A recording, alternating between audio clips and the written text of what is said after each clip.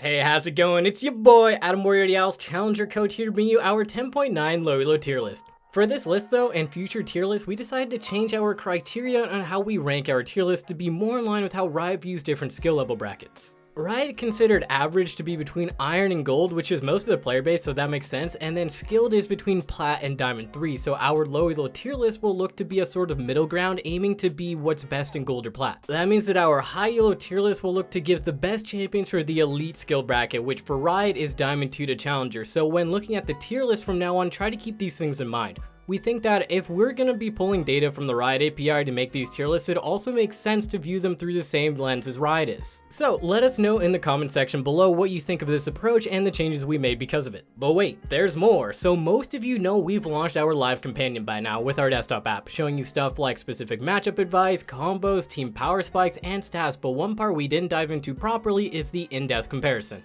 By clicking any of your opponents, you'll load up info about them in the recent games, but then you can actually swap the viewpoint by pressing the button at the top. Here you can compare stats like what percentage of duels you both win, who's better at damage share, kills at 15, you can look up virtually everything that makes a League of Legends player great, even stuff like how much CS you take for yourself after 15 minutes into the game. And best of all, you can try this all for free and get a 30% discount on Tobii eye trackers with the link below.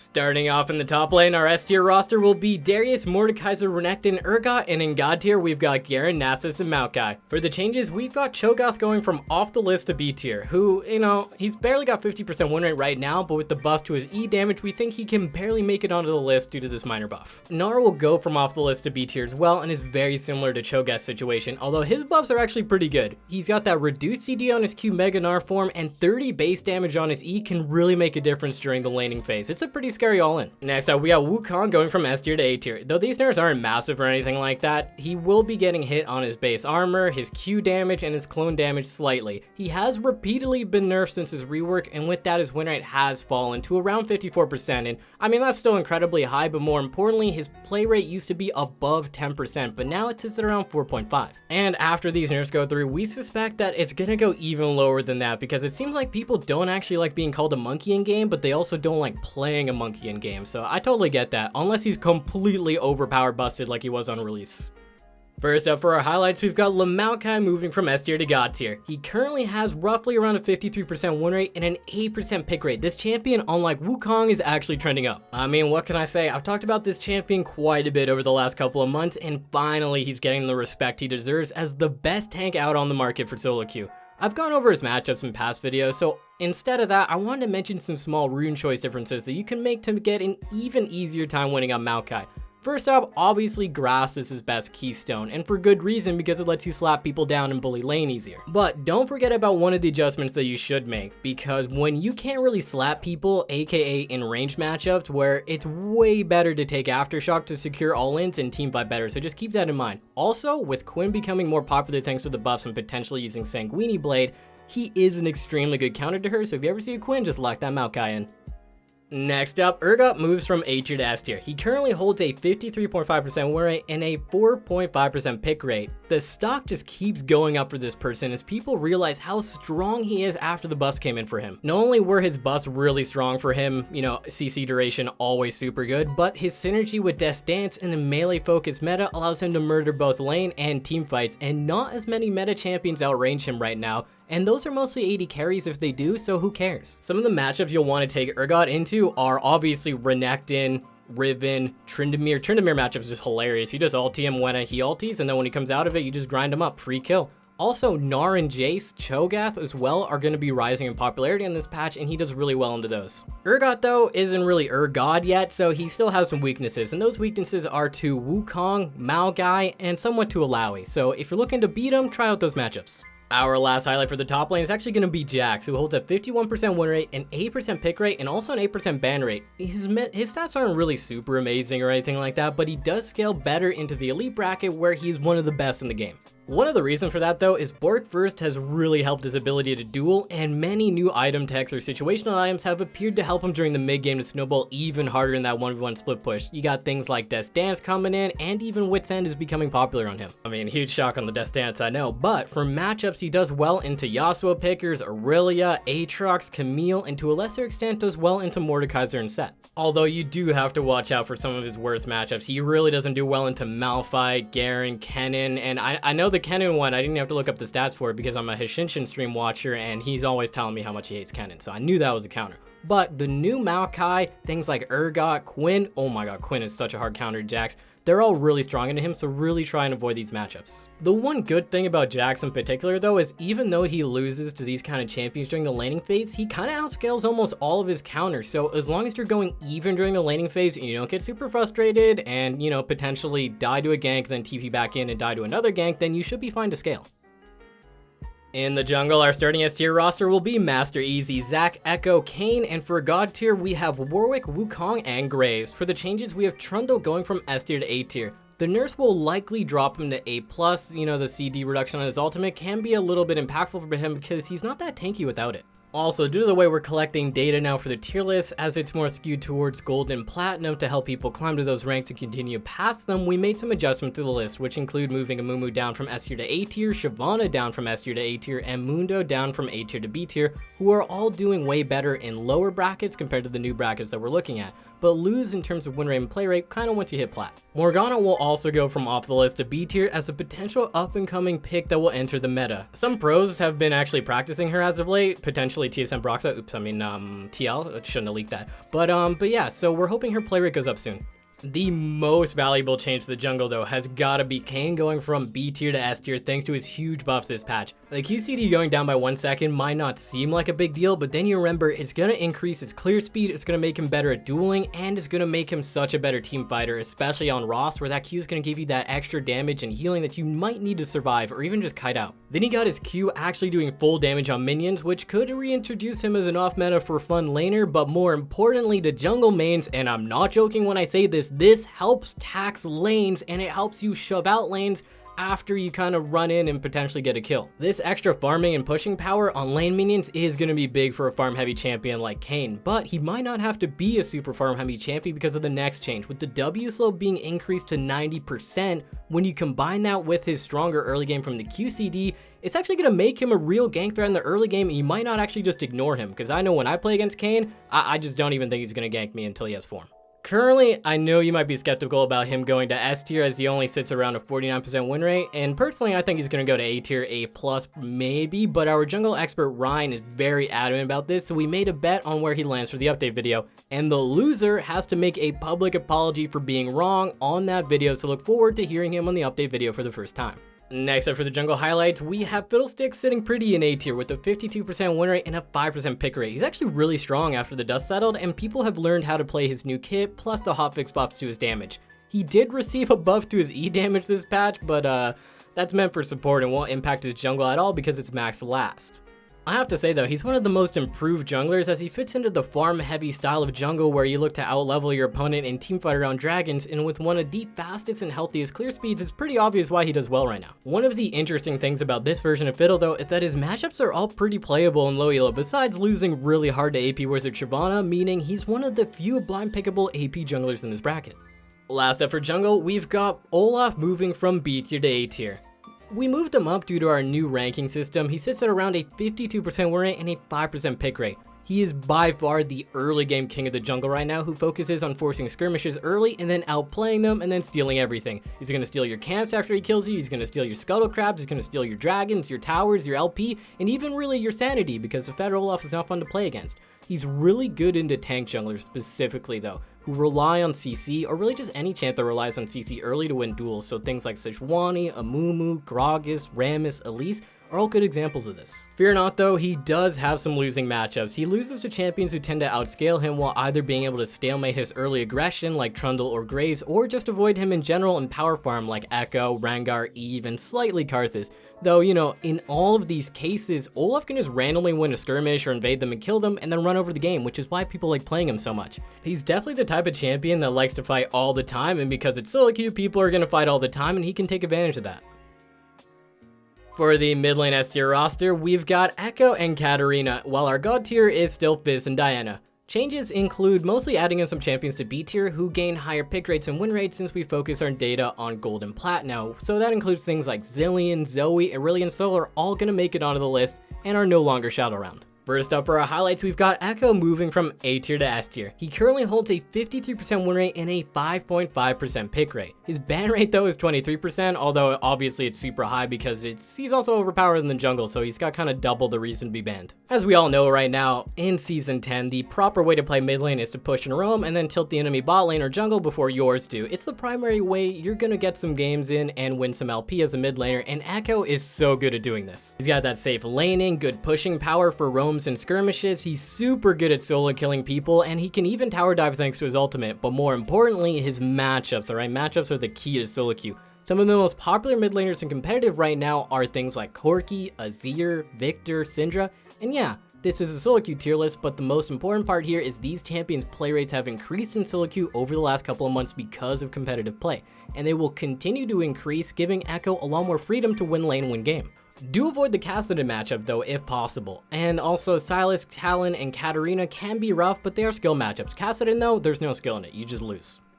Next up, we've got Ice Queen Lissandra going from off the list to A tier. She got a really nice buff to her Q on this patch, and what you need to remember about it if you don't think it's that substantial is that the original nerf that killed her was to her Q, and it was actually because it went from a 6-second CD early to 10 seconds. After that, she was actually buffed on 4 different patches, ranging from things like AP ratio buffs on Q, W, and R, as well as stat buffs like things like AP or armor. Unfortunately, she kind of sucked after all of that anyways because her laning phase early is too weak because she relies on her Q. Now though, with this buff to her Q, which is a half revert, combined with the ridiculous amount of other buffs she got, Lissandra should be pretty strong in A tier, and it's a slight prediction. At the worst, I think she'll be A- or B+. The reason we lean towards A tier though is specifically because she should be really good in this meta, since mid lane is mostly assassin picks or melee champions, which is kind of what she's supposed to counter. Quickly, one note for her setup, on your screen you'll see her standard Aftershock setup, but I have seen people try to electrocute or even Dark Harvest, which I kind of like personally because it does really well with her passive. It can just cause a chain reaction of Dark Harvest procs and you can clean up a whole fight with it. Last up for the mid lane highlights, we've got Nocturne in A tier, who holds a 53.5% win rate but only 1% pick rate. He's a really strong counter pick to mid lane assassin champions. Although he isn't that popular worldwide, he is extremely popular both in Korean and Chinese solo queue for the exact reason, along with Pantheon. One of the big things about him on this patch though is at his prime he would rush Sanguini Blade and then he would just completely destroy people, but then when that was nerfed, he's not doing as well in mid lane, although he's still doing really well. Now with the buffs though, and I mean, don't mock 5 AD and lower combined costs, it's really strong since the item is all about the passive, so getting it one wave earlier and getting some extra damage for it could be really good for Nocturne. This item buff could give him the potential to snowball even earlier, and even if you don't, you would want to try him out into matchups like things like Irelia, Yasuo, Qiyana. They're pretty much unlosable, and he's decent into things like Galio, Fizz, or even Twisted Fate. He's super bad though into the other anti-assassin Korean pocket pick Pantheon, and he's also really bad into ice types like Anivia, which I mean, besides that, the fact that her Q procs twice is really bad for his spell shield, and then she's also really tanky due to her passive, so she can't get one shot, and then she just wave clears her system. Moving down to the bot lane, our S tier roster is going to be Jinx, Ashe, Jhin, Caitlyn, Vayne, Ezreal, and then in God tier, obviously Misfortune, because she's going to be the only one there for a while. First up for our changes, we've got Ezreal going from A tier to S tier. In terms of stats, they're not actually that amazing. He's only got a 50% win rate, but a 27% pick rate, which at that point you're like, wow, he's actually one of the most popular champions in the game. But his issue is, of course, he's really easy to play and really fun to play, but difficult to actually win on. Because of that, I mean, anyone can play Ezreal, sit back, Q minions, sit back, miss Qs in a team fight, and then still have the most damage dealt in a game, and, you know, everyone's gonna think you did something, but you really didn't, which is why his win rate ends up so low. There's so many people that think they can play Ezreal and think they're good at Ezreal that they're not, and that tends to happen especially if you're off-rolling. His main advantage as a champion, though, and one of the main reasons he's going to S tier, is he's one of the only self-sufficient AD carries in the game. It doesn't matter what your team comp is, who your support is, how bad your support is, how good your support is, Ezreal is gonna work just fine. So if you take away the fact that people are tanking his win rate, and people are further tanking his win rate because Conqueror is performing way better than Lethal tempo nowadays, so which, kind of makes me happy to see. That means that despite him not being as high up on the win rate category as the other S tier picks, we're gonna make an exception for him because he's one of the single best solo queue AD carries when mastered in this current meta. And so even though this is the low-elo tier list, if you put in the time to master him, you actually will be rewarded. Next up, we've got Varus in A tier, who is actually a candidate for S tier. He's got a 51% win rate and a 10% pick rate. And once again, that might seem kind of low, but this is the bot lane list, and any marksman who is over 50% win rate is, no joke, considered pretty damn strong. Varus also has the advantage of being extremely versatile in solo queue due to his two different setups, Bork for DPS and also his Legolas poke style, aka just lethality. Personally, I prefer the Legolas style as it bullies lane way harder, allowing him to snowball and reach a point where he just one rotations people with his ultimate. Burst damage is just so key in solo queue compared to competitive play though, because it's way more important to pick people off who are out of position because it happens more often, and if your team ever lands any CC while playing Legolas, you just WQ and it just comes out of nowhere and executes someone for 50%. Super fun. Last up, hate to say it, but Kai'Sa's gonna go from B tier to A tier. And yes, I did make fun of her for her low win rate in the previous update video, but with our new ranking system, her win rate goes to around 48% with its 16% pick rate, which is more comparable to a champion like Lucian, who is also an A tier. Once again, this might look really low compared to other A tier champs in other roles, but this is more of a reflection of the AD carry role in general. If your mechanics aren't at the peak of human performance, then you tend to just get one shot and die, and even then, you might still get one shot and die. Kai'Sa, like Ezreal, is a champion when mastered by actual ADC mains instead of the millions of off-role players. They can actually carry a lot of games with her, and I'd put her at the bottom of A tier B+, but we'll see if she drops back down during the update.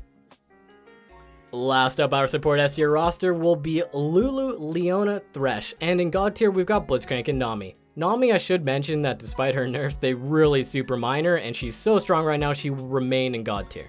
First up for changes, we've got Thresh going from A tier to S tier. He currently holds roughly a 50% win rate, but it's similar to what happened in the AD carry section. We are giving Thresh a pass due to his high mastery plus play rate combination as one of the most popular supports in the game with a 20% pick rate. Thresh as a champion is essentially the most perfect, well-rounded support you could ever ask for. He's lane dominant, he's got roam potential, he's got pick potential, he's got utility with Lantern to save his teammates, he's got infinite scaling for some reason, and he even can use his Lantern to stop himself from face checking a brush. He can peel extremely well for carry champions who want to scale, and he's got the playmaking potential to work well with aggressive champions. Although Thresh is extremely difficult, there are very few supports in the game who give as much value to master than Thresh, which is one of the reasons, besides the fact that he's really fun, that his play rate's really high. So yes, he will give you a hard time initially in low elo, which is why we have him on the severe difficulty category, but his true power without a doubt is gonna have to be S tier if you take away all the first time autofilled mid laners playing Thresh. Next up, I want to highlight a champion that I've been playing a lot recently for some free wins, and that's Lulu, who's currently in S tier. She's got a 52% win rate and a 13% pick rate. It's actually incredible how strong she is right now, and she's one of the best scaling supports in the game. The reason that I'm playing her and so many other people are playing her, even in high-elo, is she's perfectly situated in this meta. There are a lot of carry champions or even bruisers or divers that she can buff up, while also being able to deny enemy assassins or divers from 1v9ing due to her polymorph and ultimate. In terms of item setups, in difficult matchups, I would highly recommend swapping to Relic Shield. It completes a lot faster versus them as you're not able to auto and proc your spell thieves as often. And also, you can consider taking Guardian when you feel like you can get ganked a lot. It's a lifesaver during the laning phase. Her only weakness though is that she does really bad into extreme playmaking supports like the anti-enchanter Blitz or even Bard, as well as enchanters who outbully her and still scale well like Nami, while also losing to things that completely outscale her on the enchanter end like Sona. Also, she is murdered by Bel'Koz because she is far too squishy to survive her ultimate. The good thing about Lulu though is even with a few losing matchups, as long as one carry player did well on your team, you just have to follow them around and buff them up and you're gonna get that win. Last up for this tier list, we're actually going to highlight Morgana. She is seeing a lot more competitive play and has one of the highest ban rates I think out of any champion in the game, or at least as a support, because there's Yasuo I guess. She has a 40% ban rate. People just hate playing against her, and for good reason. Bind is such an easy way to secure kills from a safe distance. Black Shield hard counters like half the roster in League, but to a larger extent, Alistar, Pyke, Leona, Nautilus, Thresh, Rakan, pretty much any champion that wants to engage or get picks and just gets absolutely denied by Morgana, and that happens to be some of the most popular supports in the meta. The other advantage to her in this meta is everyone is dogpiling to kill each other's backline, aka they just want to kill the AD carry. Her ultimate can provide a lot of CC in these situations to multiple people on the enemy team, which is great for cleaning up after her AD carry is dead. Okay, but seriously, if she is ever open, you should have her as an option in your champion pool. She's just that good. Thank you for watching our video, and be sure to check out our other content on this channel, as well as at Mobalytics.gg. As always, I'm Adam Moriarty Isles, and may the new and old solo queue gods be with you.